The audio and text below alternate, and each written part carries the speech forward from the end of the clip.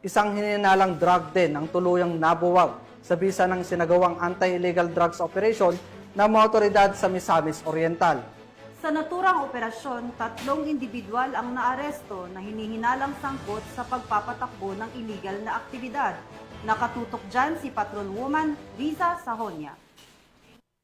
Matagumpay na nabuwag ang isang drug den kasabay sa pag-aaresto ng 3 individual na mga sangkot sa illegal na droga sa isinagawang anti-drug operation ng Provincial Drug Enforcement Unit 10, PDEA 10 at Upol Municipal Police Station sa Barangay Malanang Upol, Misamis Oriental nitong ika-9 ng Hulyo taong kasalukuyan. Sa isinagawang anti-drug operation ng mga operatiba ay matagumpay na nabuwag ang isang drug den at pag-aaresto ng 3 suspect na nakuhanan ng 8 gramo ng hinihinalang shabu na may standard drug price na 54,400 pesos. Naharap ang mga suspect sa kasong paglabag sa RA 9165 o Comprehensive Dangerous Drugs Act of 2002. Mula dito sa Northern Mindanao, ako ang inyong Police News Network Correspondent, Patrolwoman Riza Sahonia, alagad ng batas, tagataguyod ng Balitang Pulis.